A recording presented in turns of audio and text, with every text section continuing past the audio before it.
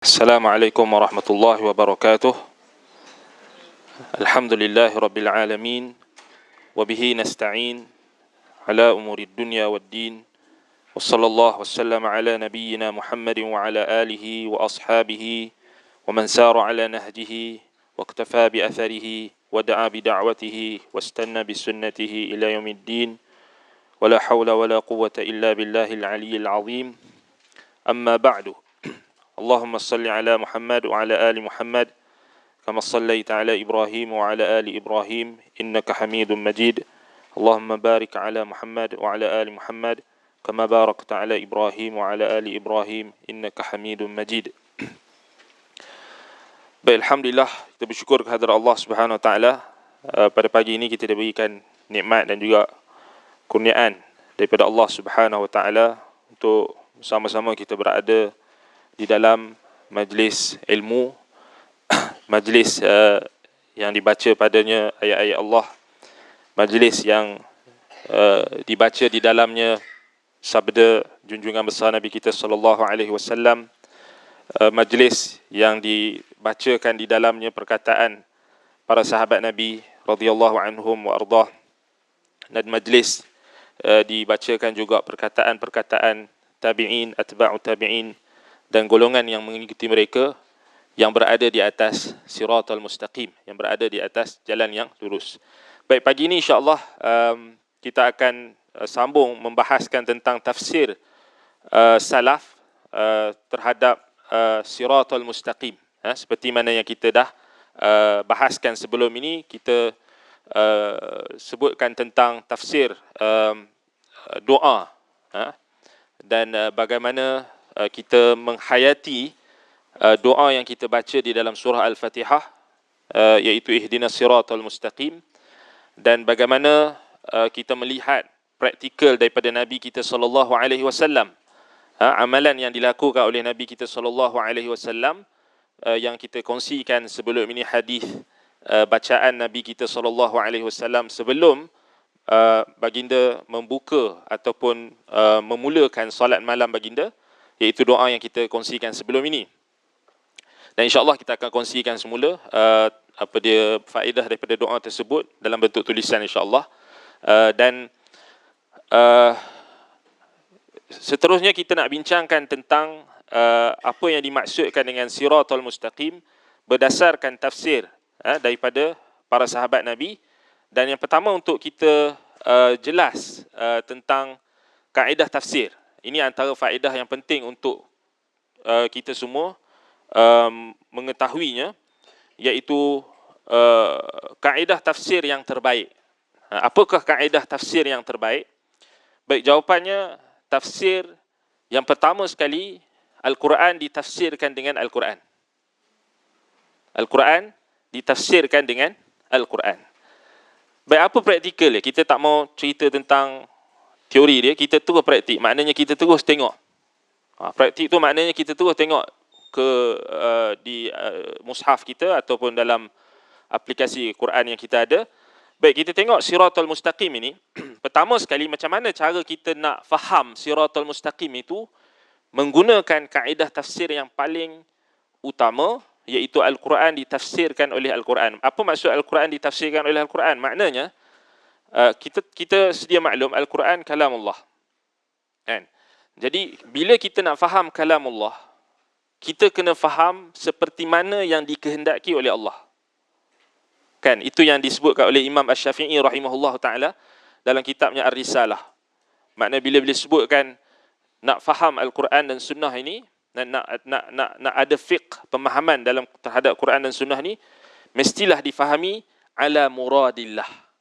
Imam Syafi'i dia selalu sebut, kan? Tapi kita sedih bila orang yang dakwa nak ikut Imam Syafi'i ni tapi dia tak ikut manhaj Imam Asy-Syafi'i. Kitab Ar-Risalah tu penting, kan? Tetapi ramai orang hari ni dia dakwa kami Syafi'i, kami mau pertahankan Imam Syafi'i, kan?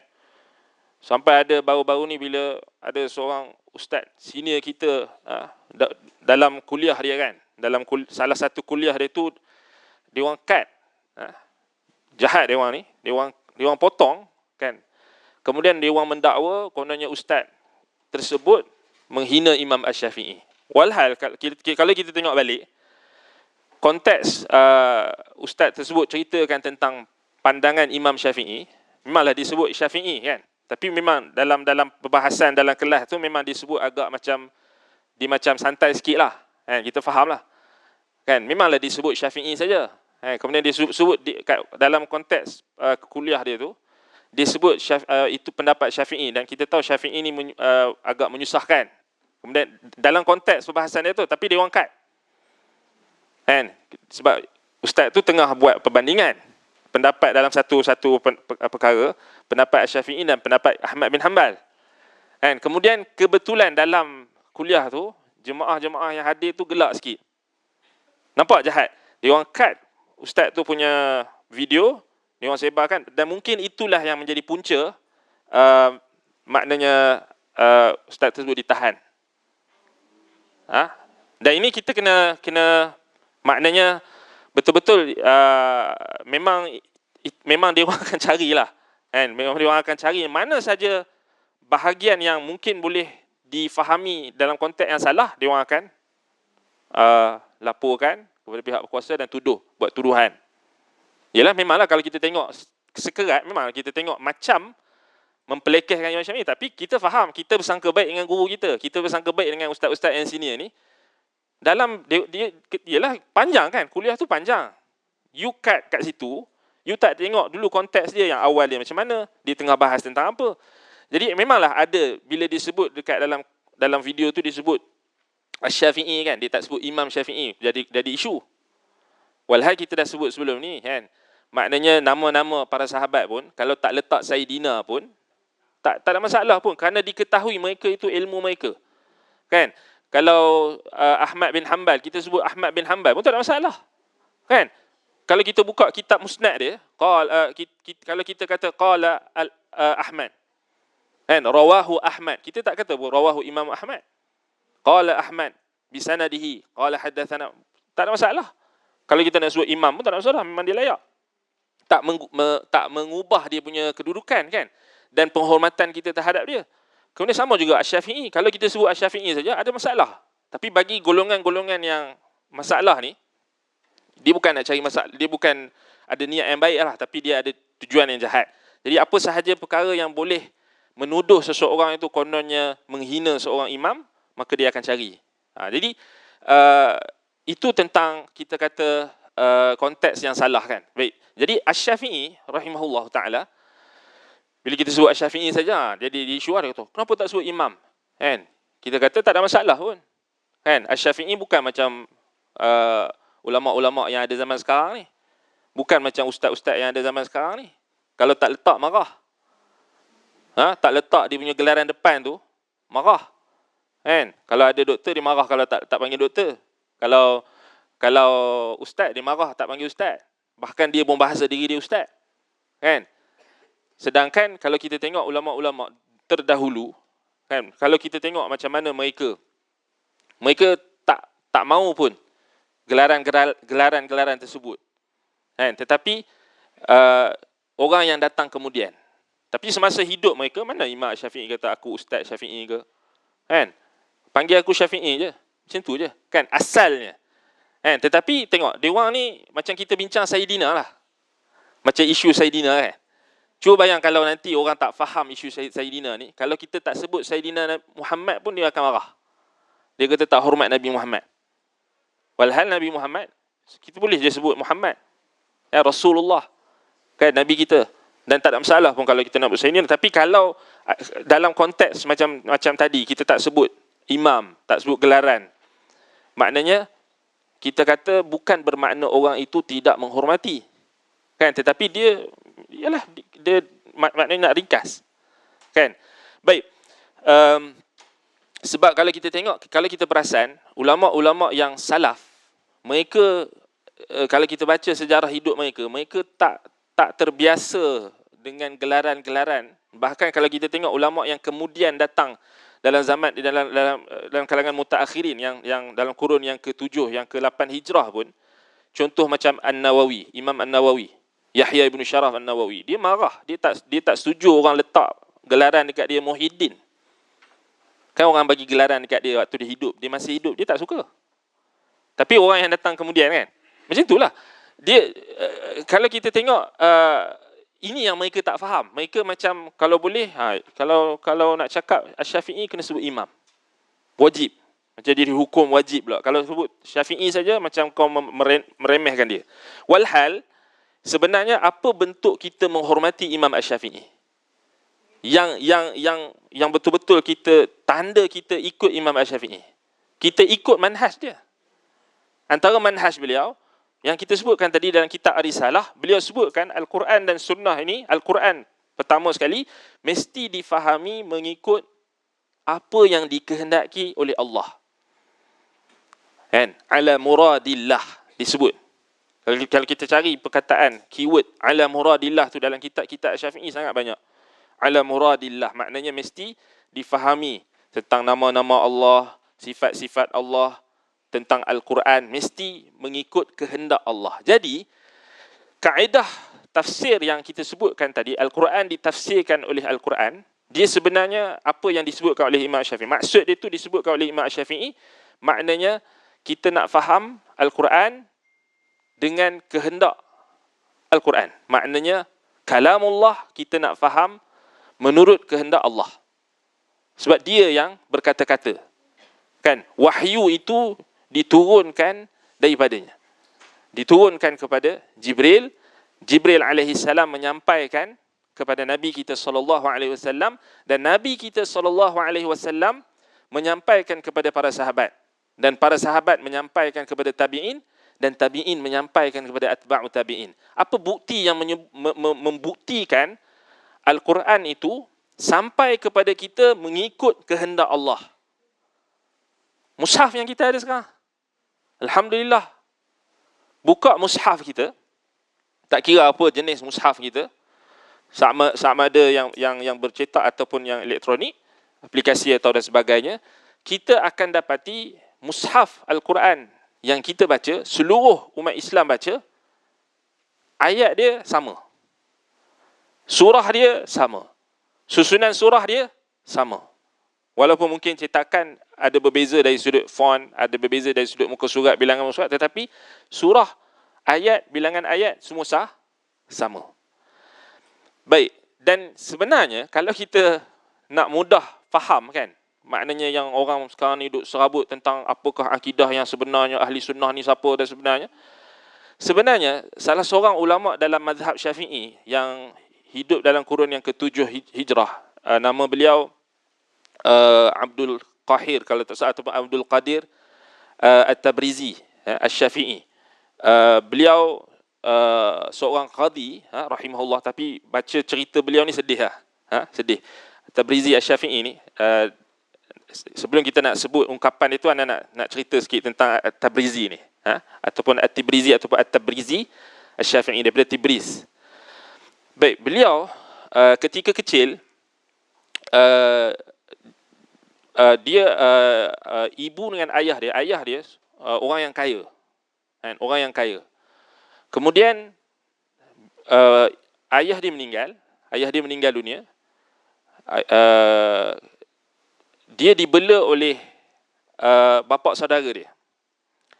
Tetapi bapa saudara dia ni jahat, nak bolot harta pusaka, maknanya warisan daripada bapa At-Tabrizi ni. Dia buat apa? Dia gali lubang.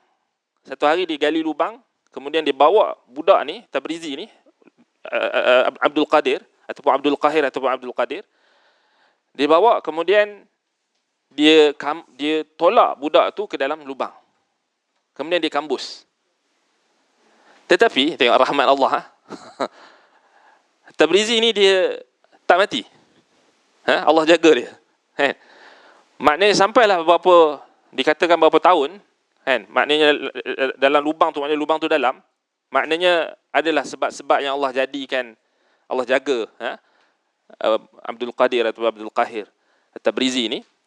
Kemudian bila ada beberapa orang kafilah pedagang lalu dan mereka jumpa budak ni, kan, kemudian mereka ambil dan mereka bela Sampailah besar, bila dia besar maka dia jadi ulama. Dia jadi ulama. Dan Abdul Qadir Tabrizi ni dia hidup zaman Syekhul Islam Ibn Taymiyah. Dikatakan dia sempat bertemu dengan murid-murid Ibn Taymiyah.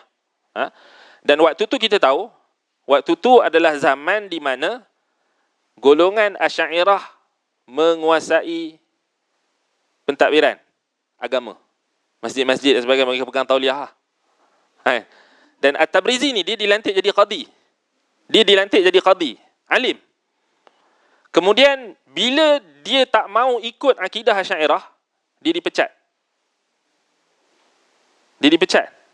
Sebab dia tak mau mengaku dia Asy'ariyah, dia tak mau ikut Asy'ariyah. Kemudian dikarang dia punya antara wasiat ataupun pesanan dia dalam bentuk qasidah yang dipanggil qasidah Ar-Rubaiyah li At-Tabrizi, yang tu memang masyhurah dinisbahkan kepada beliau. Dan dalam tu beliau ada sebut tentang kaedah yang penting, iaitu kejap nak cari balik, kaedah penting tentang bagaimana kita nak pegang dengan Al-Quran, ataupun bagaimana kita nak pegang dengan akidah yang sahih. Sebab dia point dia sini, dia jadi qadi. Dia dilantik jadi qadi. Kan?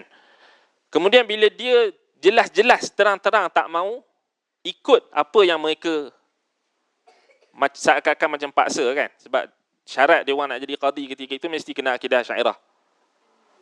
Dia macam itulah, sama. Kan? Jadi bila dia tak suka, bila dia tak ikut, kan, maka dia dipecat. Kan, At-Tabrizi ni. Kemudian dikatakan dalam kenyataan dia disebutkan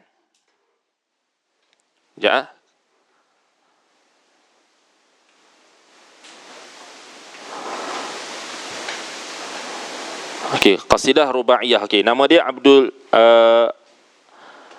Qahir, bukan Abdul Qadir. Abdul Qahir bin Wahid At-Tabrizi Asy-Syafi'i.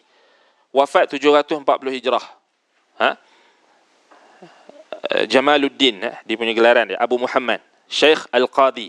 Maknanya dia seorang qadi. Maknanya level mufti lah zaman sekarang. Kan? Baik, dia disebutkan dalam kenyataan dalam qasidah Rubaiyah fil wa'zi was sunnah.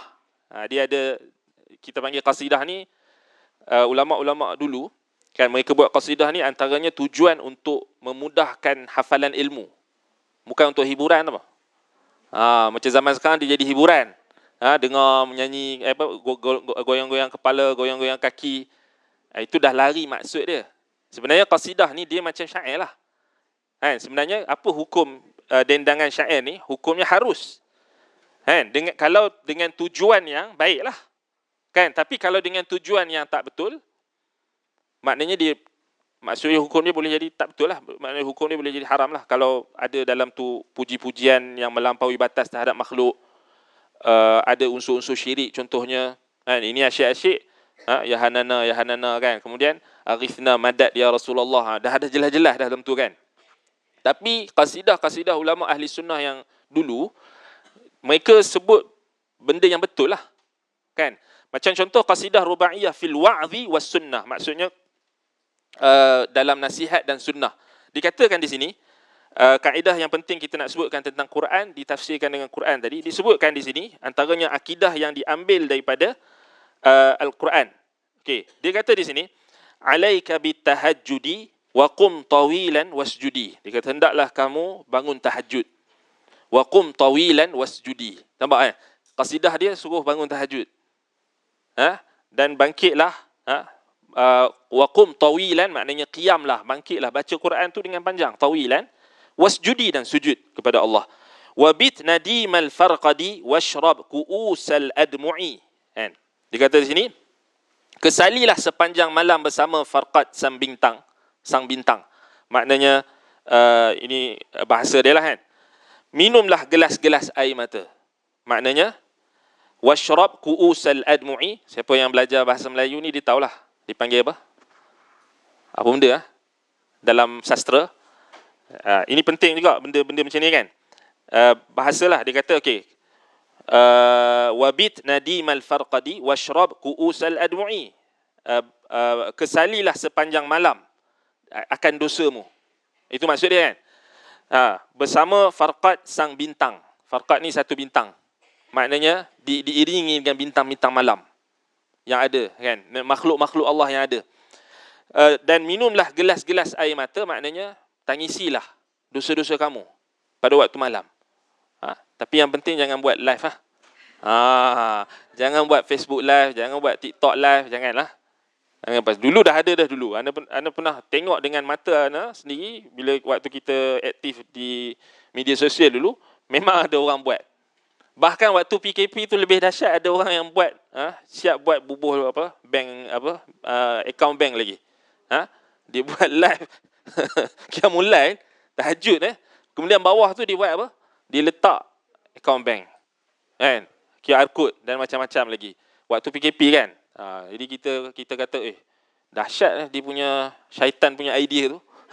Kita kata memang syaitan ni memang bijaklah dia punya idea kan. Tapi alhamdulillah kita tak disesatkan oleh Allah, kita tak ikut benda yang maknanya kita tahu benda tu tak boleh. Apa punca dia? Walaupun ustaz buat punca dia tak ada tauhid lah. Itu aja. Kan? Walaupun ustaz buat, sebab apa? Sebab apa ustaz tu buat? Sebab dia tak tahu tauhid. Senang cerita. Sebab dia tak tahu tauhid. Kalau dia tahu tauhid, dia takkan buat. Kalau dia tahu tauhid, kalau seorang ustaz, seorang orang yang ahli agama ni dia tahu tauhid, dia nak minta duit orang pun dia malu.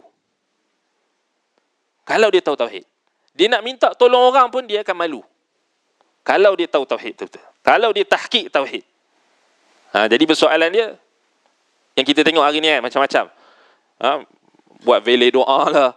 Kan? Subhanallah. Ini kita kata antara ajaibuz zaman. Keajaiban zaman kita.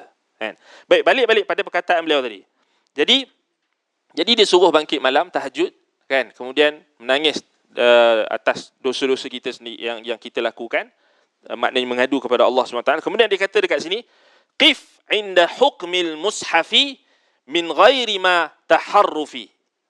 Apa maksudnya? Dia kata berhentilah di sempadan hukum mushaf, jangan sesekali menyimpang. Apa maksud dia? Qif inda hukmil mushafi min ghairi ma taharrufi. Ini penting. Ini kenyataan At-Tabrizi ni dia akan jadi kaedah penting untuk kita. Maknanya berhentilah di sempadan hukum mushaf, maknanya yang dimaksudkan oleh At-Tabrizi Asy-Syafi'i rahimahullahu taala, berhentilah terhadap makna yang ada dalam Quran.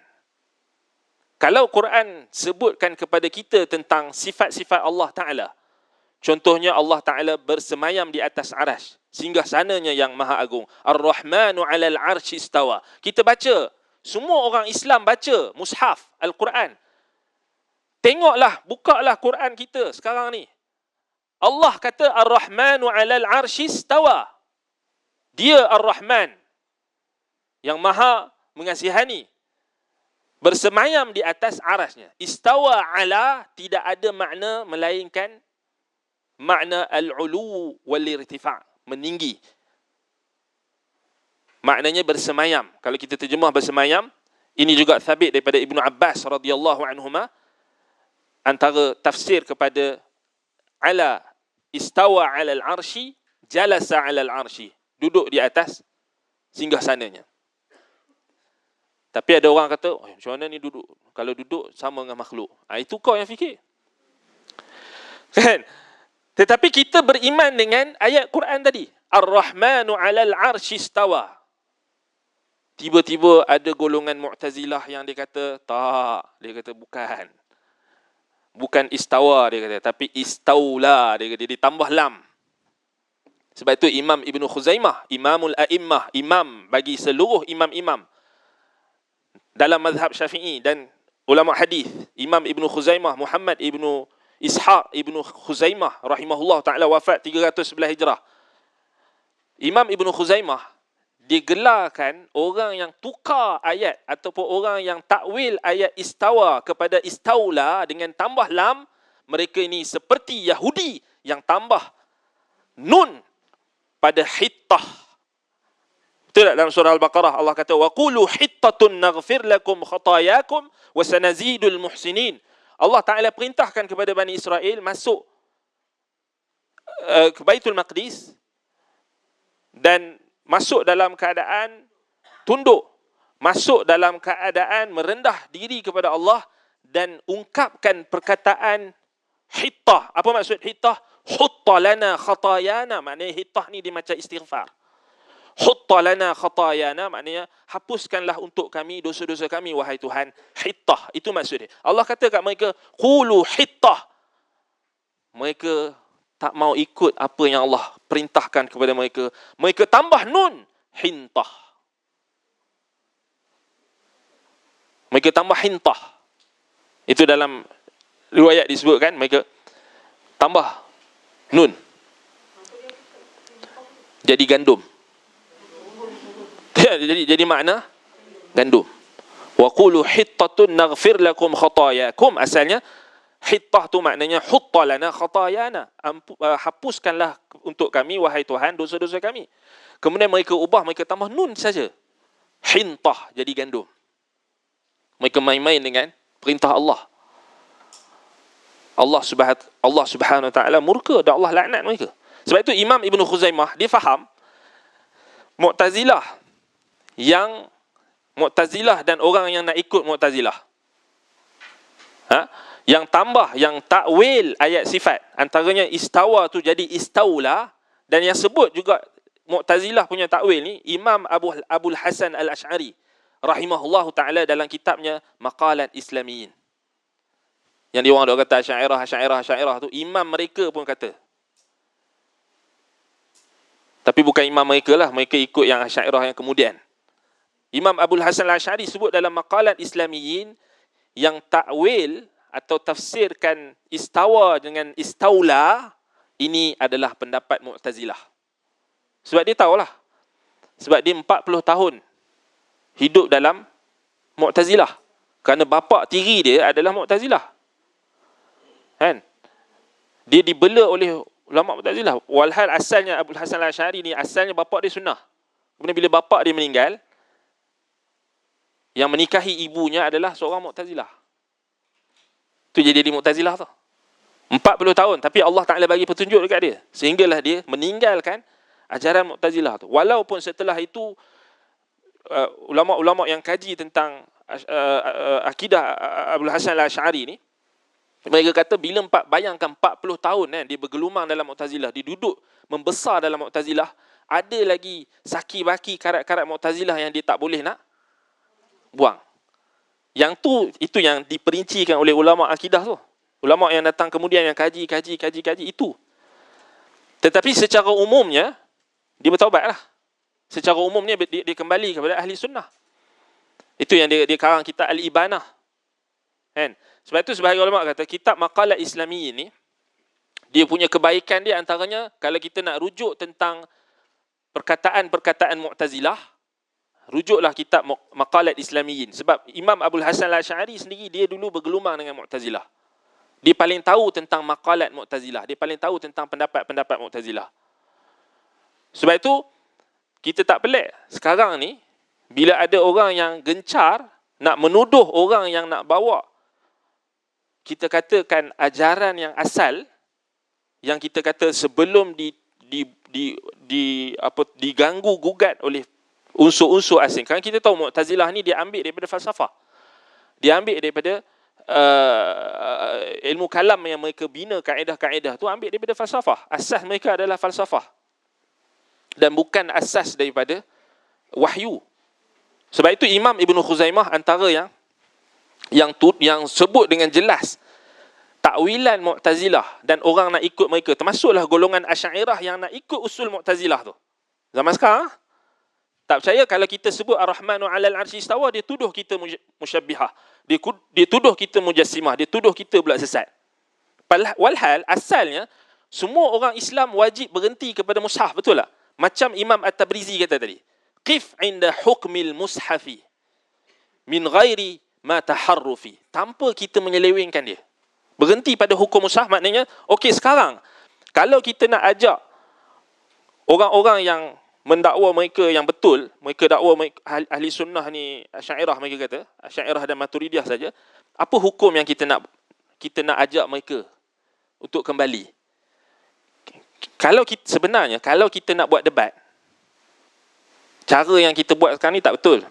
Yang orang buat sekarang ni, apa hujah kau, lepas tu dengar, lepas tu netizen pun buat kesimpulan. Tak, bukan macam tu. Dia macam ni. Kita kena letakkan manhaj yang menyatukan. Kita kena letakkan. Okey, awal sekali moderator tu dia kena bagi syarat. Ataupun orang yang nak buat dialog tu, dia kena letak syarat dulu. Kalau kita duduk buat macam ni, ambil apa kau punya pendapat, dia takkan mencapai titik kebenaran. Kita takkan jumpa kebenaran. Sebab last sekali, tuan-tuan dan puan-puan, buatlah keputusan. Netizen pun pening juga. Kan? Tetapi sebenarnya, dia kena buat macam mana? Mungkin kita boleh showkan kepada pihak Yayasan Taklim untuk buat. Tapi kita kena buat format kita. Format kita tu apa? Kita bukan nak paksa orang ikut kita, tapi kita nak bagi tahu, kalau kita nak bahas, kita nak dialog, kita kena sepakat dulu titik persamaan yang kita nak kembali. Antaranya rujukan. Sebab itu yang paling simple, kalau kita baca debat ulama-ulama salaf dulu, mereka debat simple je. Mereka kata, bila mereka berdebat dengan Imam Ahmad, berdebat dengan Mu'tazilah, berdebat dengan pemuka-pemuka Mu'tazilah, Imam Ahmad kata senang je. Baik, ada tak dalam Quran? Kan? Ada tak dalam sunnah? Ada tak dalam hadis? Sebab itu Imam Ahmad tanya, Imam Ahmad tanya Ibnu Abi Du'ad, apa yang akidah yang kau kata Al-Quran makhluk tu, cuba bawa kat aku, ada tak dalam Quran? Ibnu Abi Du'ad senyap, tak boleh jawab. Ada tak dalam sunnah? Tak ada. Ada tak daripada mana-mana sahabat Nabi, tabi'in? Tak ada. Kalau tak ada, habis lah. Sama juga macam sebahagian ulama yang berdebat di hadapan khalifah. Dia orang buat itu manhaj je. Macam sekarang ni, kita kata okey, ramai-ramai kita, kalau dah kata orang nak tahu kebenaran, okey, sekarang ni kita kena cari kata kesepakat. Kita semua beriman dengan Quran, betul tak? Semua orang Islam wajib beriman dengan mushaf Al-Quran tu. Mushaf yang sama. Hadis yang sama. Sekarang bawa Quran. Tuan-tuan dan puan-puan buka Quran masing-masing. Betul tak dalam Quran Allah kata Ar-Rahmanu 'alal 'arsy istawa? Betul. Siapa yang kata tak betul? Kafir. Itu je. Sekarang tengok. Itu sebenarnya cara dia. Kita kena, maknanya kita yang ahli sunnah ni, kita kena ke depan bawa ni. Quran sebut, dalam Quran sebut. Bukan ustaz kata. Bukan siapa, ulama-ulama pun tak boleh mengatasi Quran. Kalamullah. Tak, itu sebenarnya cara dia. Kalau tak, dia duk kalau falsafah lagi apa benda bla bla bla bla. Lepas tu duk lawan istilah kan. Maknanya tak ke mana. Dia ni, dia ada term dia, istilah dia. Istilah dia macam ni. Dia nak paksa orang lain ikut istilah dia. Tak boleh. Orang Islam mesti kena sepakat. Kalau you nak ikut istilah pun, you kena ada satu standard. Kalau orang Islam ni apa standard dia? Takkan kita nak rujuk Tajul Muluk kot. Takkan nak rujuk kitab-kitab yang kita kata kuning yang maknanya yang dah lewat kan. Maknanya rujuk Quran lah. Al-Quran, yang first Quran kan. Okey. Itu cara dia sebenarnya. Sebab itu Imam Abdul Qahir Tabrizi Asy-Syafi'i rahimahullahu taala ini, beliau sebutkan kaedah, maknanya itu cara dia. Bukan kita pening dengan ilmu kalam. Dan ini sebenarnya akan menzahirkan kebenaran. Orang Islam yang tak tahu tentang Asy'ariyah apa, tapi semua orang Islam tahu Quran, betul tak? Kita persoalkan kepada mereka. You nak ikut Quran, you kena betulkan niat dan tujuan dan maknanya kita katakan kompas hidup you. Kalau you kata betul-betul nak ikut Quran, kena ikut Quran. Oh, tapi ini kan ayat mutasyabihat. Dia datang. Itulah syaitan. Itulah wahyu-wahyu syaitan. Dia katakan ini ayat yang tak jelas. Kan ini ayat sifat. Dia buat. Kat situlah start masalah tu. Masalah bila dia tak mau. Dia tak mau kita kata berhenti kepada hukum mushaf tu. Yang At-Tabrizi sebut tadi, qif 'indal hukmil mushafi wal min ba'di ma taharrufi. Min ba'di ma taharrufi atau ghairi ma taharrufi, tanpa kita mengubah. Tanpa mengubah ni tu lah tadi tafsiran-tafsiran yang datang kemudian tu, kau nak datang nak paksa orang. Dia kata tapi ayat ni kan ada pendapat khalaf, ada pendapat salaf pula. Dia kata kan ulama khalaf kata boleh takwil bla bla bla bla bla bla bla. Tak. Kita sekarang nak Quran. Sebab itu depa marah, depa cukup tak senang golongan ni bila orang faham Quran. Depa tak cukup tenang. Tak hidup tenang. Bila masyarakat mula sukakan untuk mengaji tafsir Quran, tadabbur Quran, inilah rahsia dia. Kenapa? Sebahagian ustaz-ustaz yang ajar tadabbur Quran, kan, ditahan. Kita kot-kot lah, lepas dengar di ISBH kena ambil tindakan tu, kot-kot lah, dia nak pergi tangkap ajaran-ajaran sesat ke apa. Tengok dia tangkap orang yang ajak Quran. Dia pergi tahan orang yang ajak Quran dengan sunnah. Kita pun pelik lah. Kan sekarang ni nak jadi, ni tak jadi. Katanya di Selangor ada khutbah Jumaat, kan, asalnya nak letak Asy'ariyah.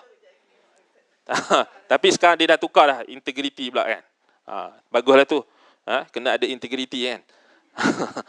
Kan maknanya kita katakan inilah asas.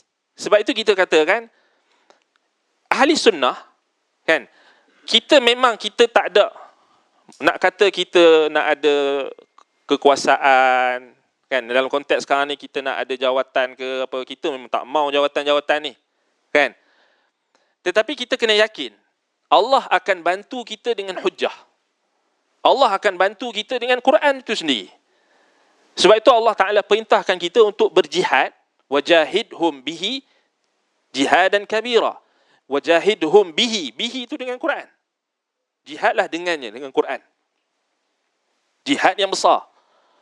Antaranya adalah untuk mengajar masyarakat memahami Al-Quran. Memahami tafsir Quran. Memahami, mentadaburi ayat-ayat Allah.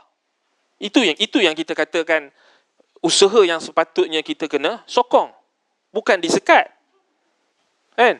Mungkinlah ada tak, tapi lah kita pun pelik, kan. Sedangkan ustaz yang mengajar tadabbur, yang ajar tafsir ni, dia orang tak sentuh pun bab akidah, kan, banding dengan ustaz-ustaz yang muda-muda ni, kan. Ustaz yang muda-muda ni mungkinlah semangat sikit. Memang kita sebut kalau Asy'ariyah tak betul, kita sebut je, kan. Sebab itu kita tak pernah orang memang dah ban kita daripada awal-awal lagi, kan. Tak apa lah, kan, kita tak hairan pun. Tetapi nak bagi tahu, inilah kita katakan bantuan Allah Subhanahu Wa Taala. Quran itu sebenarnya adalah kekuatan. Kerana kita berpegang dengan wahyu.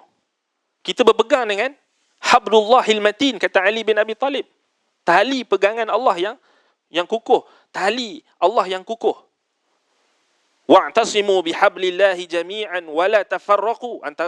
Antara yang dimaksudkan dengan tali Allah itu adalah Al-Quran.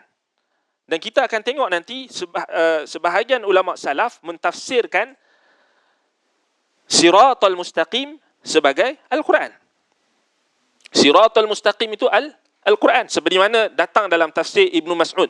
Abdullah Ibnu Mas'ud radhiyallahu anhu mentafsirkan ihdinas siratal mustaqim huwa kitabullah. Kitab Allah.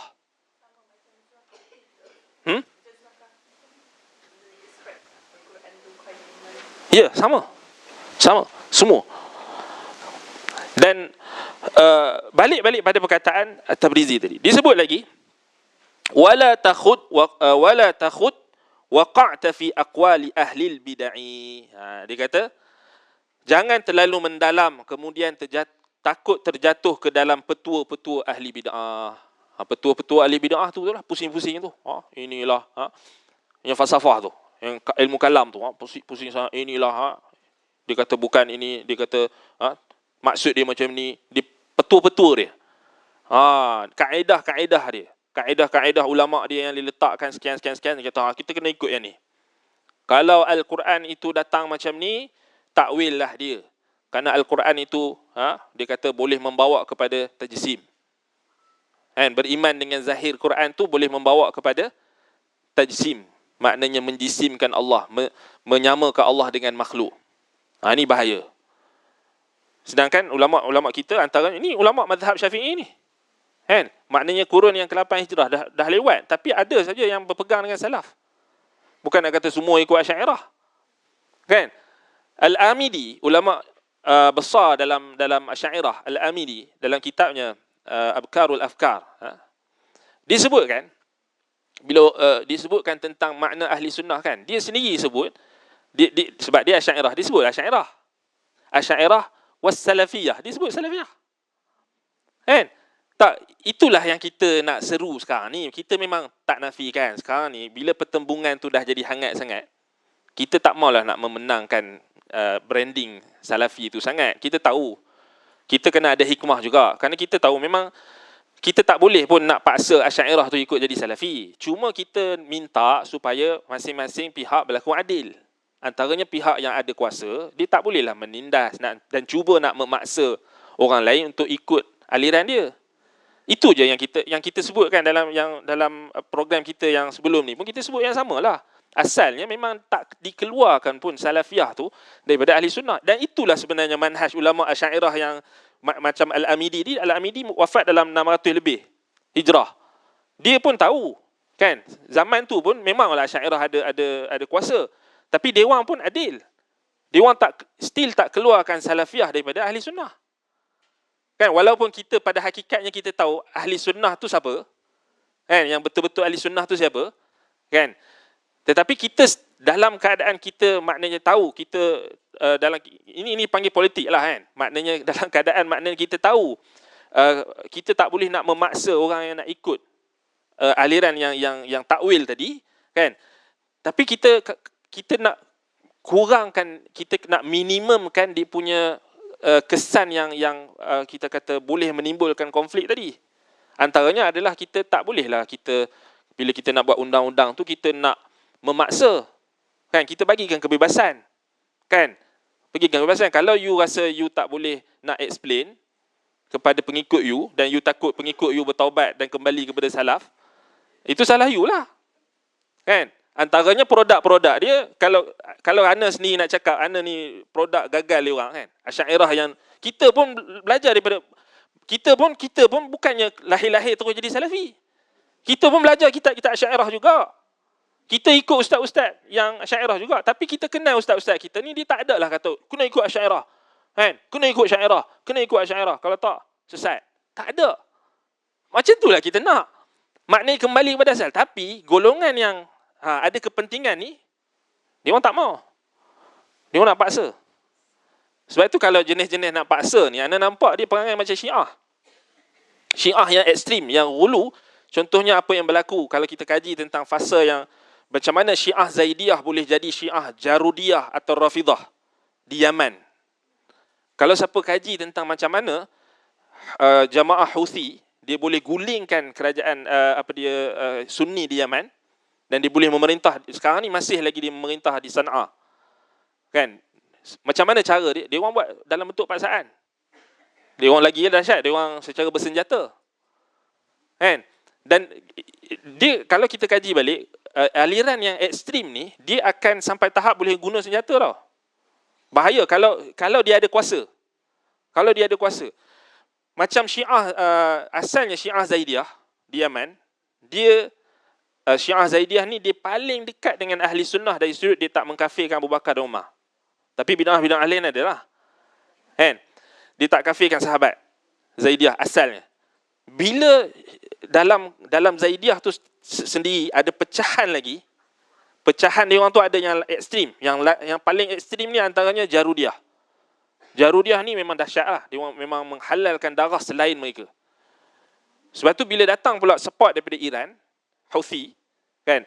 Kemudian dia orang dapat kuasa, dia orang dapat senjata, dan itu yang berlaku kat Yaman sekarang. Kalau kita tanya orang Yaman, kalau kita ada mana-mana kenalan orang Yaman yang bukan sufi lah, yang penting dia bukan sufi, kan? Orang Yaman yang awam. Ada seorang kenalan dia meniaga dekat negara kita ni, kan? Dia tak tahu apa pun, tapi dia orang awam. Tapi dia bersumpah, dia kata demi Allah, Houthi ni paling jahat sekali, lagi jahat daripada Yahudi Nasrani, dia kata. Dan nak bagi tahu kalau ekstrim kan, dia lebih teruk lah. Dan dia nak dominan, dia nak kuasa tu. Kita tak mau benda tu. Orang Malaysia ni baik-baik. Kan? Kita ni harmoni je sebelum ni. Kan? Kalau bergaduh, kalau akademik, standard lah, bergaduh lah. Kan? Be gentleman lah kan? Kun rajulan, jadi laki lah. Kalau akademik bergaduh, biasalah. Nak menyesatkan orang tu atas hujah, terpulang lah. Kebebasan. Tapi kalau nak memaksa dalam erti kata bentuk paksaan macam ni, maknanya sampai tahap akidah orang pun kau nak paksa, ini memang kita kata, kita macam mundur ke belakang. Tak madani lah. Senang cerita tak madani lah. Ni apa benda tak tahu, kita pun tak tahu apa benda. Kan? Malulah kalau nak menggunakan nama madani kalau kita macam tu. Maknanya tahap. Nak paksa akidah orang. Kan? Nak ikut pula benda yang tak betul pula. Kan? Kalau benda tu betul, tak ada masalah. Benda tak betul pula. Kan? Benda yang tak betul pula. Wallahul musta'an. Dia kalau sampai bab Ariyo ni, dia panjang. Baik, itulah perkataan Syekh Al-Qadi, Al-Imam Abdul Qahir At-Tabrizi Asy-Syafi'i rahimahullah ta'ala yang wafat 740 Hijrah, yang memberikan kita petunjuk bahawasanya itu dari sudut akidah pun kita jelaskan. Maknanya akidah kita pun sumbernya Al-Quran. Kan? Kalau you nak ajar masyarakat, nak cerdikkan masyarakat, logiknya takkan kita kata, kenapa kamu tak mau ikut akidah yang berdasarkan Quran? Adakah Al-Quran ni tak lengkap? Itu persoalan kita. Sebagai seorang Islam, kita yakin Al-Quran ni lengkap, sempurna. Tapi adakah bila kita katakan akidah kita ni, kita rasa macam tak cukup lagi dengan Quran, kita nak pergi cari falsafah, kita nak pergi cari unsur asing, maknanya kita rasa tak yakin dengan kesempurnaan yang ada dalam Quran. Kalau orang kita ni masih lagi dia rasa, tak yakin lah sebab kita baca Quran tak faham, jadi kita kena ikut ulama. Usahakan untuk sampai dapat pemahaman tu. Usahakan untuk dapat sampai pemahaman tersebut. Kan? Tetapi masalahnya dia tak mau. Ataupun ada segelintir orang dia nak selesa. Dia kata, tak apa, ikut je lah ulama kata, mufti kata, takkan salah. Takkan mufti tak betul. Ini masalah. Ini masalah juga, tembok yang menghalang daripada kebenaran. Antaranya tradisi. Kan? Baik, balik pada tafsiran kita terhadap Siratal Mustaqim. Baik, kita dah sebutkan tadi, Quran ditafsirkan dengan Quran. Baik, kita tengok Siratal Mustaqim. Baik, bila kita baca dalam surah Al-Fatihah tu, Ihdinas Siratal Mustaqim, yang kita sebutkan sebelum ni, Ihdina maknanya arsyidna, wathabbitna, kan? Daripada Ibnu Mas'ud, daripada Ibnu Abbas. Maknanya bimbinglah kami, tunjukkanlah kami, bimbingkanlah kami, teguhkanlah kami, tetapkanlah kami di atas Siratal Mustaqim. Baik, Siratal Mustaqim ni, kalau kita guna kaedah tafsir Quran dengan Quran, yang pertama sekali yang mentafsirkan ayat Siratal Mustaqim ini adalah ayat yang paling dekat. Ayat yang paling dekat apa? Ayat selepas itu. Subhanallah, Al-Quran ni mudah difahami. Cuma kita kena tahu cara. Nak tahu cara tu kena ada pembimbing, kan? Sebenarnya kita perlukan pembimbing itulah. Pembimbing itu yang ustaz-ustaz kita yang duk ajar tafsir tadabbur lah. Bila dia dah bimbing kita boleh baca Quran, kemudian kita boleh baca sendiri, kita boleh nak ruqyah sendiri, kita boleh nak jampi sendiri. Itulah kita nak. Bukan kita nak mengajar 10 tahun Quran, 70 tahun Quran, duk pergi dekat, kalau sakit duk jumpa ustaz lagi. Tak mau, tak berani, kan? Kadang-kadang orang masyarakat kita ni bila dia baca Quran, dia rasa macam banyak dosa. Tak beranilah nak jampi sendiri. Pergi jumpa ustaz juga. Dia tak yakin. Kan? Inilah penyakit yang kita nak ubati ni. Kita tak mau benda tu. Sebab inilah yang menjadi punca utama menyebabkan banyaknya berlaku penyelewengan. Antaranya adalah bila adanya golongan-golongan yang berkepentingan jahat seperti golongan bomoh, dukun, pawang. Inilah. Bukankah yang merosakkan negara kita ni dulu kalau kita tengok adalah berpunca daripada bomoh? Anda ingat lagi waktu mengaji kat Madinah dulu? Antara benda yang memalukan kita sebagai rakyat Malaysia ni, apabila kes yang MH370 tu kan? Dan MH, maknanya bomoh tu, kan? Bomoh, dah lah bomoh diraja. Itu ada isyarat tu. Kan? Ada isyarat penting tu. Kan? Kemudian, memalukan. Kan, sampai Syekh kami dalam kelas, dia kata, aku tak pernah tahu pun Malaysia ni seteruk ini, dia kata. Kan? Dia kata malu. Dia kata sebelum ni dia rasa orang Malaysia ni baik. Dia kata bagus, baik kan. Tapi rupa-rupanya ini, ni dia kata, maknanya, dia kata dia macam sindir kami lah kan. Maknanya, kita tahulah makna Syekh kita ni, dia nak bergurau, tapi dia nak bagi tahu, ni maknanya kamu kena buat kerja lebih lagi lah. Maknanya dakwah kepada tauhid, dakwah kepada sunnah, itulah maksud dia kan. Tapi kita malu lah. Memang kan, selalu bila kita duduk di luar negara ni, orang akan sebut tentang Malaysia ni baik-baik. Tapi semenjak maknanya berita-berita ni mengangkat pula wartawan, mengangkat pula bomoh-bomoh ni punya cerita, memalukan. Dan banyaklah siri-siri yang memalukan negara kita ni banyak. Kan, antaranya dulu yang tukar jantina tu kan, yang dia pergi ke Masjidil Haram tu kan. Itu memalukan juga. Dan kita tak mau ulang benda yang sama lah. Contoh macam ni, khutbah Jumaat yang dia orang nak letak kononnya Tauhid 3 ni sesat dan sebagainya. You memalukan lah. You baru saja jemput Imam Masjidil Haram yang terang-terang dalam kuliah dia tu, dalam syarahan dia tu sebut tentang Tauhid 3, tiba-tiba you punyalah, kita kata punya teruk lah. Nasib dia delete tau. Nasib ada orang tegur, nasib netizen kita marah. Kan? Kalau tak, lagi memalukan. Bayangkan. Kan? Itu kita kata tak relevan langsung. Maknanya bila kau nak letakkan sampai nak tak undang-undang tu, kemudian kau nak cari benda-benda yang maknanya benda tu boleh dibahaskan lah. Kan? Kenapa you nak kena gunakan khutbah Jumaat? Tak habis-habis lagi dengan isu Tauhid 3 ni. Dia macam ni je, senang. Kalau dia orang terlampau, orang panggil allergic sangat dengan istilah Tauhid 3 ni, kita tak payah sebut Tauhid 3. Tak payah sebut Tauhid 3, tapi baca intipati Tauhid 3 tu. Surah Al-Fatihah tu ada. Kan? Dia senang. Sebab penamaan tu dia orang punya allergic. Cuba dia orang bincang intipati dia. Quran. Sunnah. Habis lah.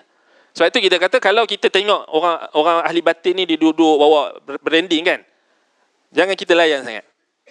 Kita bawa apa intipati. Apa intipati? Sekarang ni dia orang kata ahli sunnah. Sekarang buktikan kamu sunnah. Buktikan kamu ikut sunnah. Buktikan kamu ikut jamaah para sahabat. Bawakan perkataan mereka. Ajarkan akidah mereka. Baru betul. Ini tak asyik duk dakwa je. Klaim saja pandai. Tapi tak boleh buktikan. Ini kita tak maulah mengulang kan, siri-siri yang memalukan negara kita kan.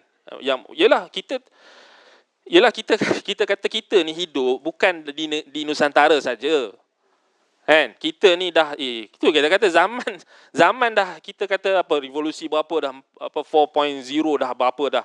5G nak naik 6G dah sekarang ni. Wi-Fi dari Wi-Fi 6, Wi-Fi 7 dah apa benda dah sekarang ni, kita pun tak sempat nak catch up, nak bagi tahu laju. Kan?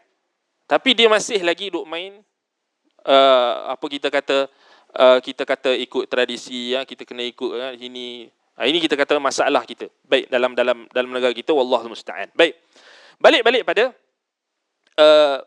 tafsiran daripada sahabat Nabi SAW dan ataupun tafsir Quran dengan Quran tadi.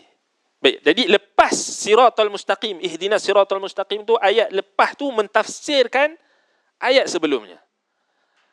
Kan? Buka mushaf kita, buka Quran yang kita ada, tengok ihdinas siratal mustaqim, siratal ladzina an'amta alaihim ghairil maghdubi alaihim waladdallin. Jadi itulah tafsir kepada siratal mustaqim. Itu tafsir yang maknanya paling tinggi sekali kedudukannya. Sebab kita katakan Quran ditafsirkan dengan Quran. Kan? Jadi kita dah dapat satu tafsiran yang sebenarnya yang lengkap. Kan? Tetapi mungkin bagi setengah orang dia tak lengkap lagi. Kan? Kerana pemahaman kita berbeza-beza. Tetapi sebenarnya itu sudah mencukupi. Kan? Kalau kita faham, tunjukkanlah kami, bimbinglah kami, teguhkanlah kami di atas jalan yang lurus. Kan? Kepada jalan yang lurus. Jalan yang lurus, siratal mustaqim, Allah Ta'ala sebut selepas itu, siratal ladzina an'amta alaihim. Jalan orang-orang yang dikurniakan nikmat kepada mereka. Siratal ladzina an'amta alaihim. Dikurniakan nikmat kepada mereka. Siapa orang yang dikurniakan nikmat kepada mereka? Yang ini kita kena tengok ayat lain. Ayat lain dalam surah An-Nisa. Kalau kita buka dalam surah An-Nisa,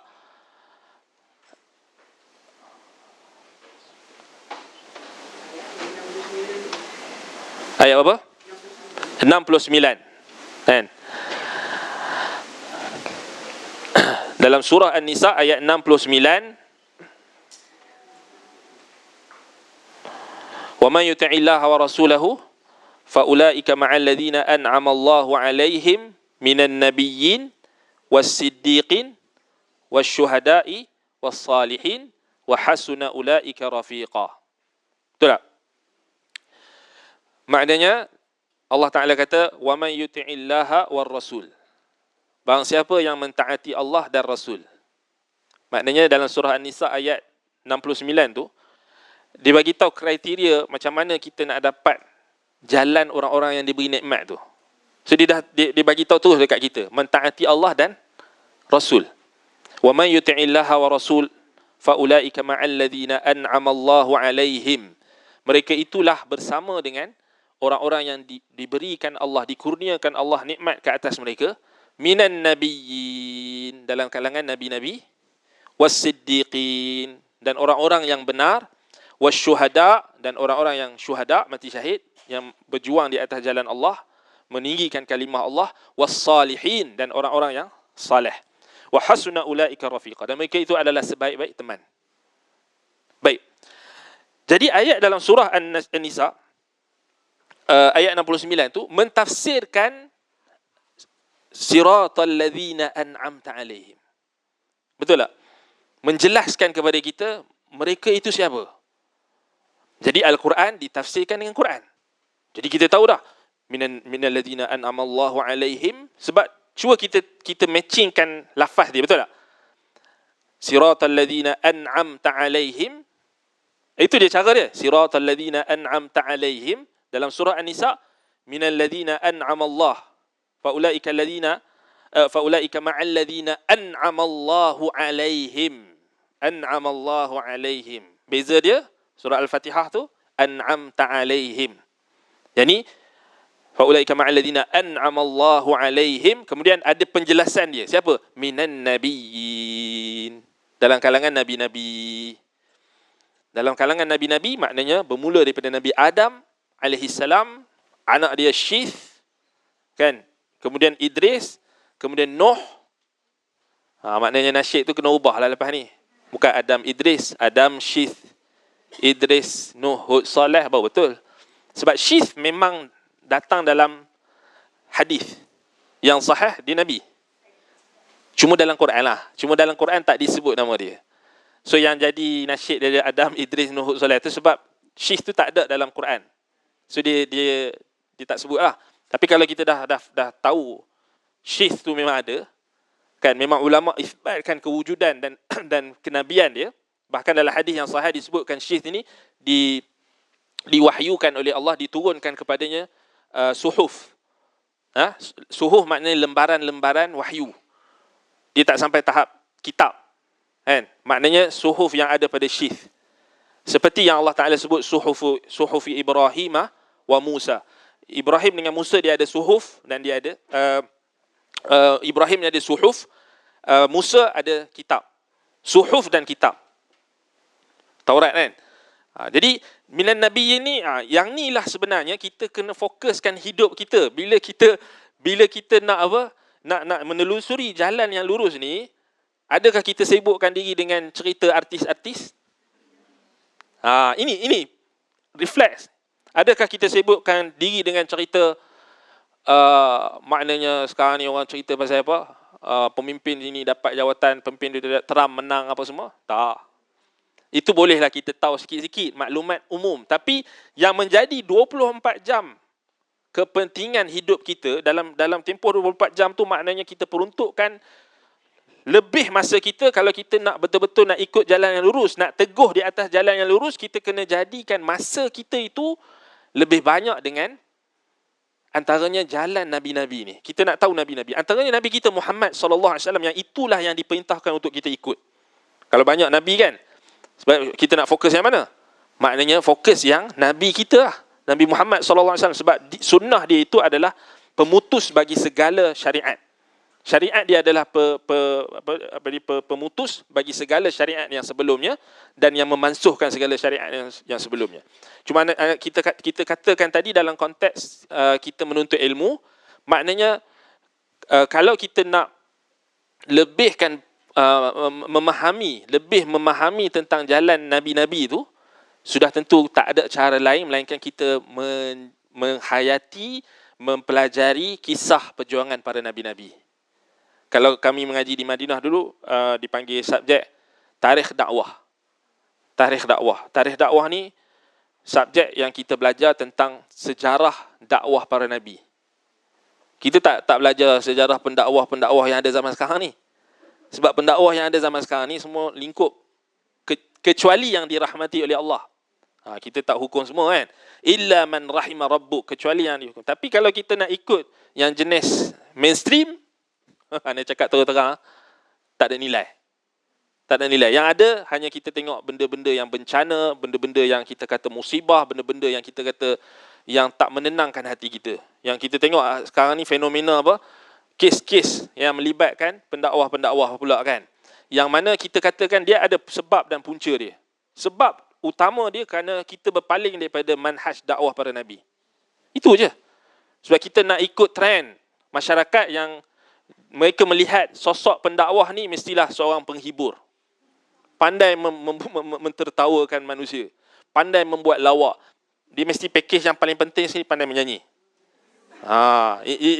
Ni anda ingat dulu waktu kat sekolah-sekolah dulu lah.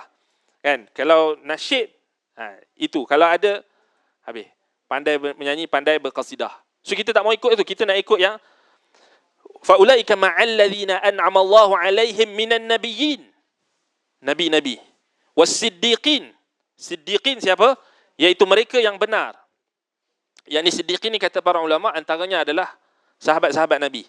Dan siddiqin ini juga kalau difahami dalam konteks ayat itu maknanya mewakili juga sahabat-sahabat Nabi-Nabi yang sebelum Nabi Muhammad, sahabat-sahabat mereka yang benar. Contohnya Nabi Isa ada Hawariyun yang membenarkan kenabian Nabi Isa alaihissalam. Nabi Musa ada sahabat dia, kan? Nabi Harun ataupun Nabi Nuh ada sahabat dia anak-anak dia lah, anak-anak pengikut dia yang sedikit tu, kan? Dan semua tu dalam kalangan orang yang siddiqin. Siddiqin ni maknanya dia bukan nabi. Dia orang yang membenarkan kenabian, membenarkan tauhid. Siddiqin. Dan dalam kalangan umat Nabi Muhammad SAW, manusia yang pertama sekali berada dalam barisan hadapan atau yang memimpin barisan hadapan golongan siddiqin siapa? Abu Bakar As-Siddiq. Ahsantum. Maknanya orang Islam tahu dah. Kan? Kalau jawab Ali tu bahaya. Sebab dia jawab Ali tu, kita kata dia faham Ali lagi tinggi daripada Abu Bakar, salah. Itu menyalahi sunnah. Itu dah jadi ada bau Syiah lah. Kan? Kalau dia jawab Habib sekian, lagilah lagilah ke laut kan. Tak, sekarang ni masalah masyarakat kita ni, bila kita sebut ulama, dia faham Habib, dia faham yang pakai serban, dia faham ni, tapi dia tak pernah faham yang pertama ni ayat ni. Faulaika ma'al ladzina an'ama Allahu 'alaihim minan nabiyyin was-siddiqin.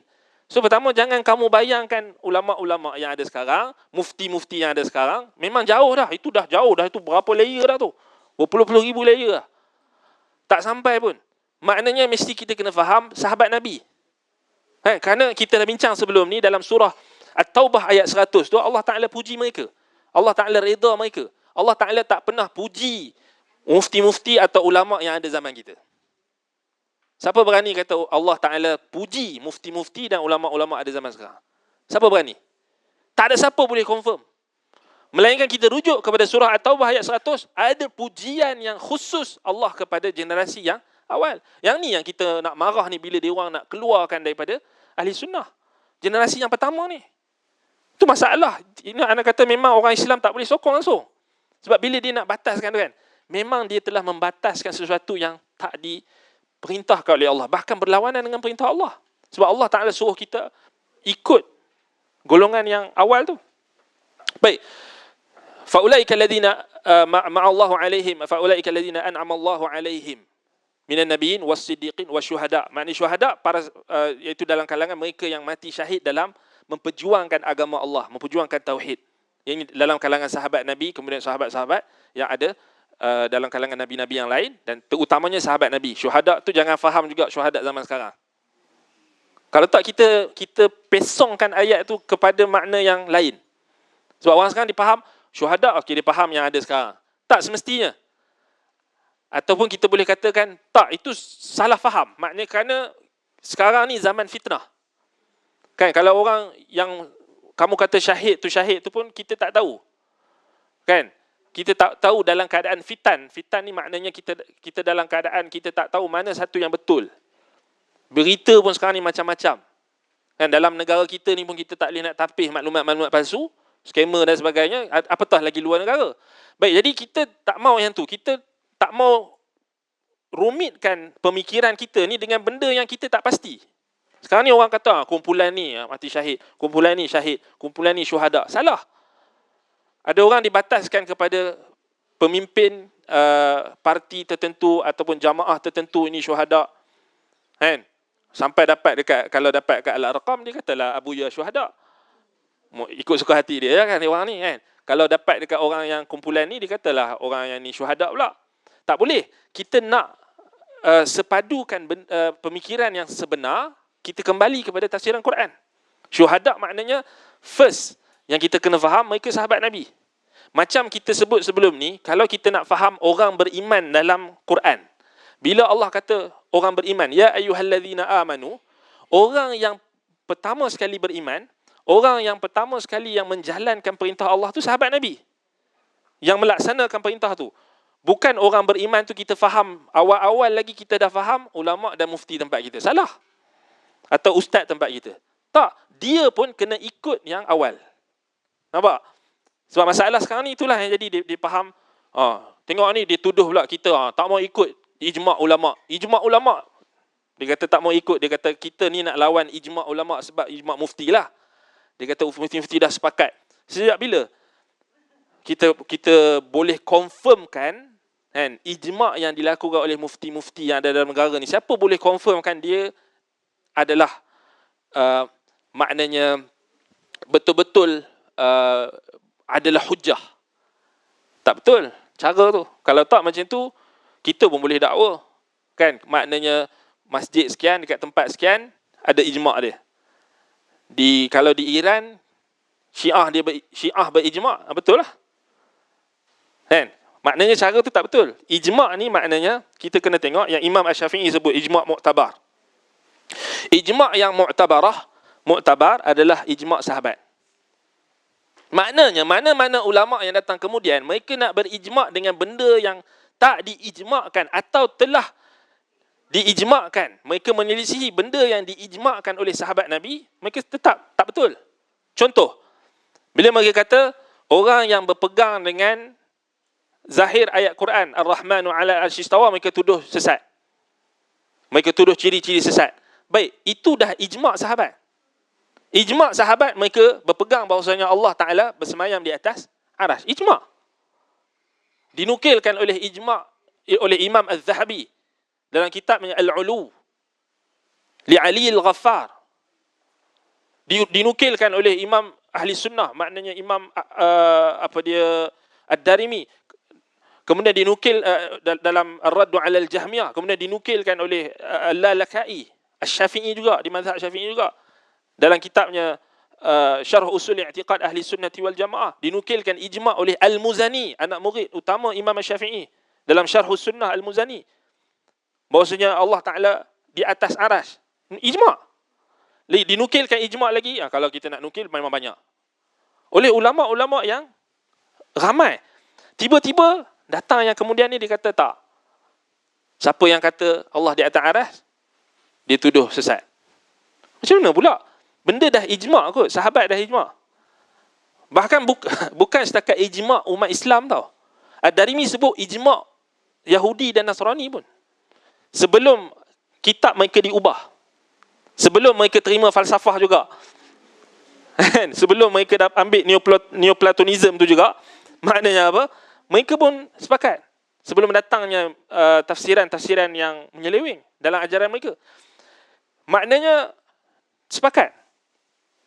Tetapi tiba-tiba kita kata ijma' ulama' yang datang kemudian ni lagi tinggi daripada ijma' sahabat. Salah ha? Sebab itu kita kata tak betul. Itu cara macam mana kita nak tahu betul tak betul. Tak, kita confirm, kita yakin. Bila kita ada ilmu, kita yakin. Dah betul tak confirm. Tak, kita kata confirm tak betul ni. Kan? Kita tak ada dah taradud. Dan itu sebenarnya tujuan kita belajar agama. Kita nak dapat yakin. Keyakinan. Kita nak dapat keteguhan. Supaya kita tak ada apa? Keraguan dalam agama kita. Sebab akidah tu ada dalam Quran. Betul tak? Pegangan tu, simpulan iman kita tu ada dalam Quran. Baik. Balik pada tafsiran tadi. Baik, jadi itu tafsiran yang pertama, Siratal Mustaqim. Maknanya ditafsirkan oleh Al-Quran sendiri. Kan? Maknanya dalam surah An-Nisa ayat berapa tadi? 69. Jadi ingat ayat tu, maknanya mentafsirkan. Maknanya tengok kita boleh cerita dekat orang lepas ni. Kita boleh cerita dekat keluarga kita. Kita boleh cerita dekat sahabat kita. Kita boleh cerita. Kan? Jadi tak ada istilah kita kata kena tunggu ustaz dulu cerita. Kan? Kena panggil ustaz dulu. Tak, semua kita boleh sampaikan tentang agama kita. Ini Al-Quran yang kami ada dan ini tafsiran dia. Kalau kamu nak tahu jalan yang benar, kan? Contohlah, kita bagi contoh. Sebab ada je orang tanya macam-macam. Dia kata, macam mana saya nak explain dekat orang yang bukan Islam hari ini, yang dia nak masuk Islam tapi dia mungkin terhalang untuk masuk Islam ni bila dia tengok perselisihan. Betul tak? Ini antara musibah. Bila dia tengok, dia kata kenapa ada mufti Perlis ni macam ni, mufti Negeri Sembilan macam ni, mufti Pahang macam ni, kenapa beza-beza kan? Jadi kat situ kita nak explain panjang lebar susah. Kita nak cerita tentang technically kan, kenapa benda tu sejarah kaum muda, kaum tua, bla bla bla bla tu mungkin tak munasabah. Kan? Tetapi kita boleh explain dengan apa yang Quran sebut. Tak sampai berapa minit, kita boleh explain. Maknanya dengan bawa Quran juga. Bawa ayat tadi, Siratal Mustaqim. Bawa ayat yang lepas dia. Bawa ayat dalam surah An-Nisa. Explain. Jelaskan. Maknanya ini yang asal. Yang asal. Kemudian barulah kita cerita. Yang kita tengok sekarang ni, ana syorkan untuk kita kaitkan balik dengan garis masa yang kita sebut sebelum ni. Garis masa yang berlaku penyelewengan tu kan. Itu ada dalam hadis Abu Umamah Al-Bahili radhiyallahu anhu. Maknanya 1000 tahun selepas pengutusan Rasul, maknanya akan ada penyelewengan dalam perkara yang penting dalam agama, antaranya akidah. Dan kita 1446 Hijrah. Maknanya jarak kita punya garis masa tu sebenarnya memang dah menunjukkan kita memang tak pelik lah. Kita tengok sekarang ni ada orang yang sokong syirik, ada orang yang nak minta kat kubur, betul tak? Kita pelik tak kalau kita baca hadis tu? Kita tak akan pelik. So kita akan lebih tenang. Kita akan tenang kan? Sebab kita yakin ini apa yang Nabi kita sallallahu alaihi wasallam sebut. Wa ma yantiqu 'anil hawa in huwa illa wahyun yuha. Dia tidak berkata, tidak berucap dengan hawa nafsunya. Apa yang dia ucapkan, apa yang disampaikan kepada kita melainkan tidak ada melainkan wahyu daripada Allah. Sebab itu kita yakin. Baik.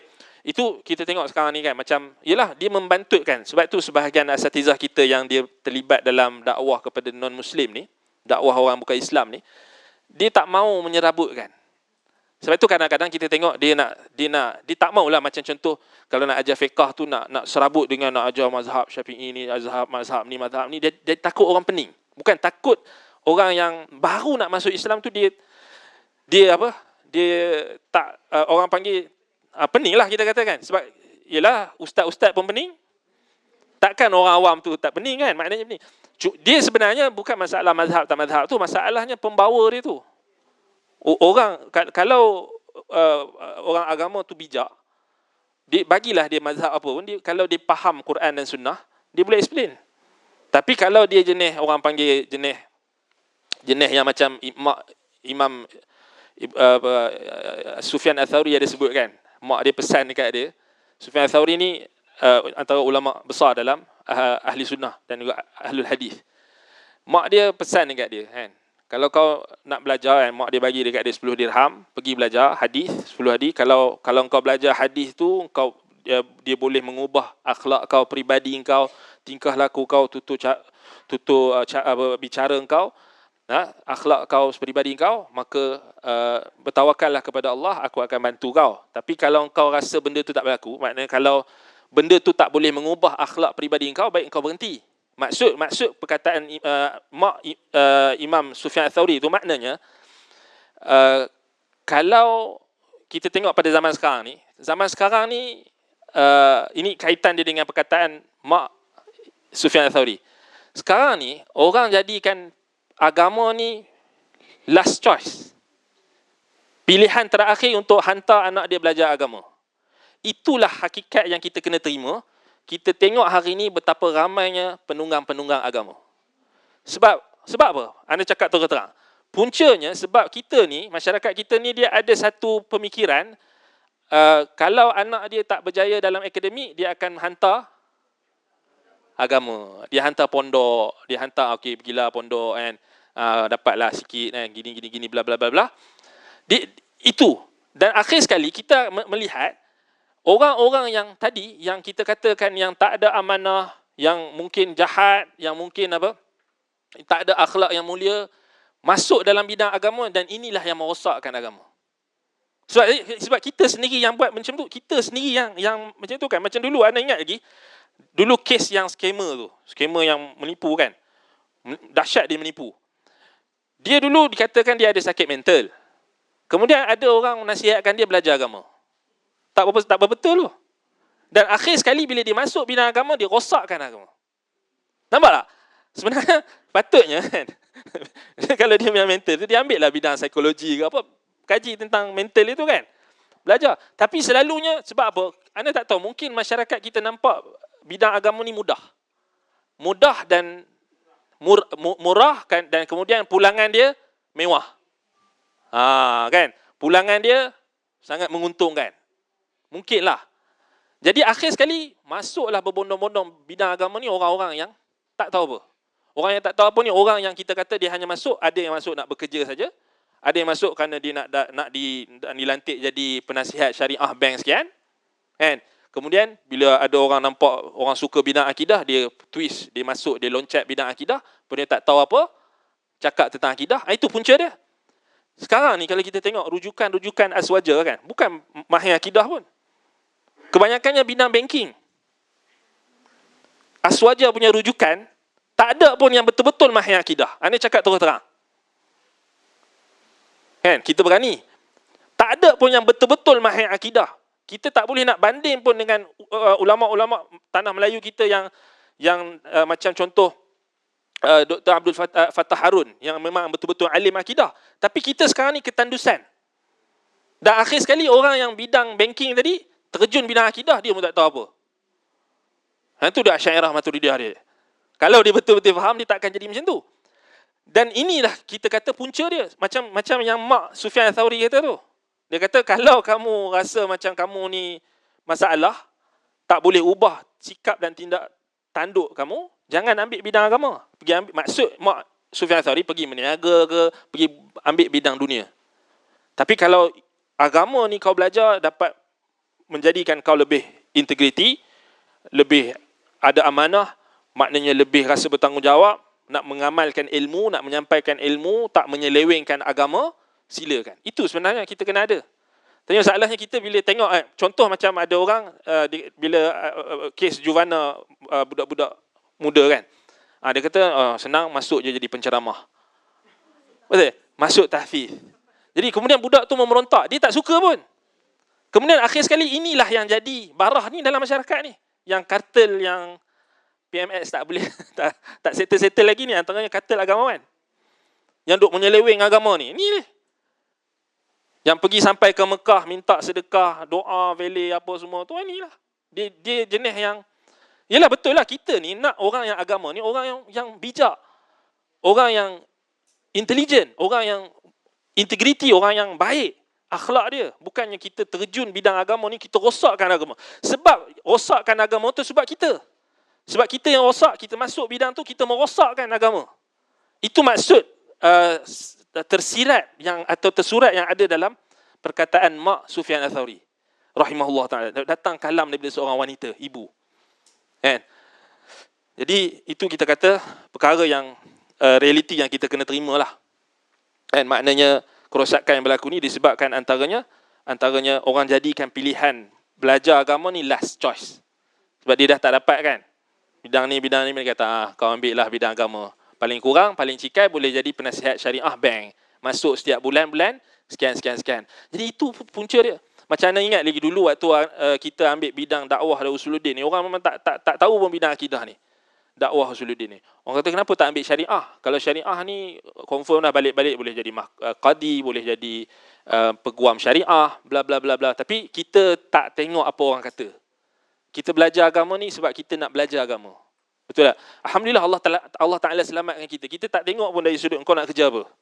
Tak, kita fikirkan bahawasanya agama yang kita belajar ni, maknanya kita, orang yang belajar agama ni sebenarnya, kata para ulama, dia dah berbai'ah dengan Allah dah.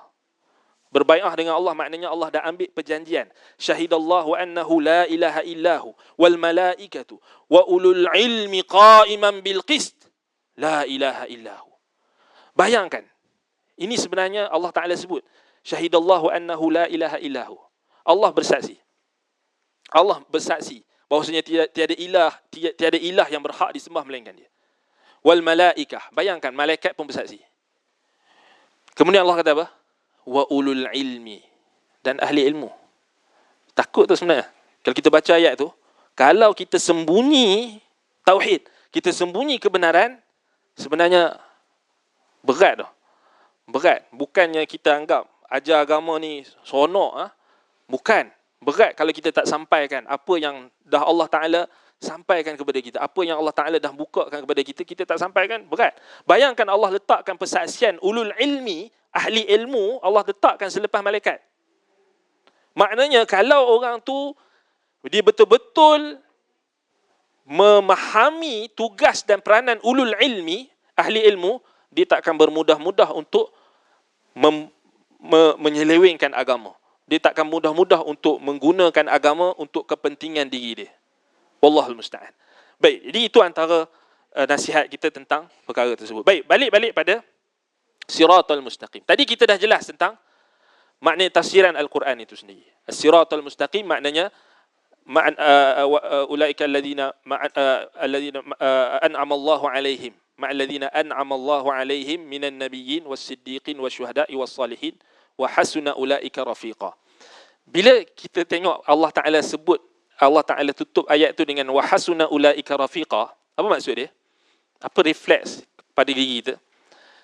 Dalam kita berhadapan dengan fitnah-fitnah akhir zaman ini, fitan yang Nabi SAW bagi tahu dekat sahabat, dia kita kena faham kaedah dalam agama kita. Makin bertambah zaman, agama ni akan makin ada kerosakan, makin ada keburukan. Tapi bukan bermakna tak ada kebaikan, tetapi makin diuji. Kan, sebab itu bila sahabat tanya, adakah selepas kebaikan ada keburukan? Ya, Nabi kata selepas kebaikan ada keburukan dan selepas keburukan ada kebaikan. Tetapi dalam sebahagian riwayat disebutkan keadaan agama takkan menjadi lebih baik. Ini realiti yang kita kena terima. Sebab apa? Sebab bila kita sebutkan sebelum ni, bila garis masa kita tu semakin jauh daripada zaman kenabian, semakin orang tak ikut ajaran Nabi. Dan maknanya semakin kita kena teguh pegang dengan sunnah Nabi itu dengan sekuat dan semampu mungkin. Maknanya yang Nabi bagi tahu kan dekat sahabat tentang fa'alaikum bisunnati wa sunnatil khulafa'ir rasyidin al-mahdiyyin fasayara ikhtilafan katsira, kamu akan tengok perselisihan. Itulah wa hasuna ulaika rafiqa. Kita sekarang ni betul tak? Kadang-kadang bila kita nak pegang dengan kebenaran ni, bila kita nak ikut sunnah Nabi ni, kita akan ada cabaran. Maknanya kita akan disisih oleh keluarga sendiri, kita akan disisih oleh masyarakat, kita akan disisih oleh orang masjid, kita akan disisih oleh macam-macam lah. Ana rasa semua kita ada pengalaman. yang macam-macam, berbeza. Kan? Kalau kita nak cerita pengalaman kita ni banyak. Kan? Tapi kalau kita tengok Nabi-Nabi dan Rasul tu, sebenarnya kita dah cukup rasa bersyukur dah. Sebab kita still ada orang yang maknanya yang bersama dengan kita. Maknanya ada sahabat-sahabat kita, ada kaum muslimin yang sama-sama nak berpegang dengan sunnah Nabi itu ada. Maknanya antaranya adalah bila kita pilih circle yang baik, penuntut ilmu dan sebagainya. Ahli ilmu dan sebagainya. Tetapi kita ada waktu kita akan diuji dengan pegangan kita. Iman kita. Itu memang confirm. Sebab Nabi SAW sebut dah. Nabi SAW sebut. Dan juga dalam surah Al-Ankabut. Ahasiban nasu an yutraku an yaqulu amanna wa hum la yuftanun. Adakah manusia menyangka mereka, Allah Ta'ala tinggalkan untuk mereka katakan kami beriman, sedangkan mereka belum lagi diuji. Ayat yang terawal dalam surah Al-Ankabut.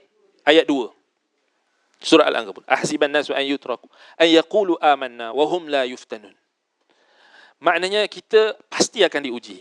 Bayangkan kalau Nabi Muhammad SAW pun diuji, kan? Maknanya kaumnya menentangnya. Dibaling batu di Taif. Kan? Ditolak dakwahnya itu oleh bapa saudara dia sendiri, Abu Lahab. Tak diterima oleh Abu Talib, walaupun Abu Talib tu membantu dia sendiri.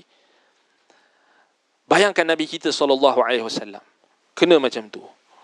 Tapi tiba-tiba kita rasa macam berdakwah je orang hampa kapet merah. Berdakwah je ramai peminat. No.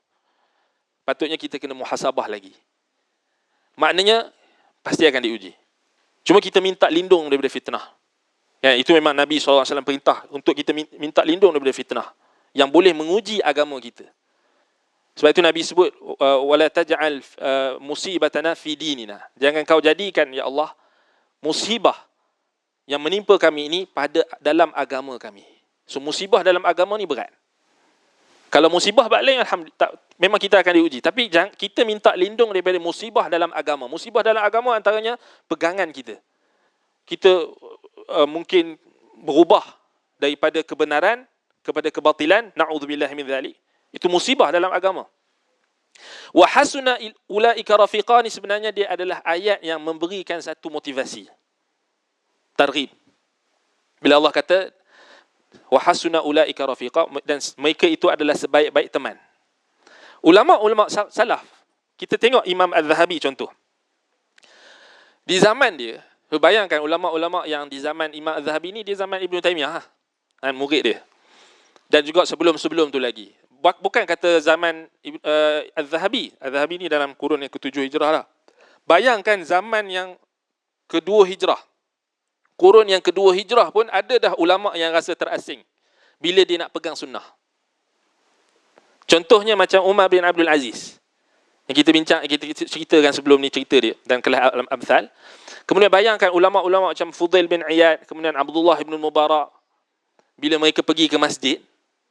Contohnya Abdullah bin Al-Mubarak rahimahullah, bila dia pergi ke masjid, zaman dia tu maknanya dalam kurun yang kedua. Dia tengok kat masjid ni orang-orang masjid duk berumpat. Lepas dia solat, orang-orang masjid ni, kaki-kaki masjid ni, pak lebay lah kan.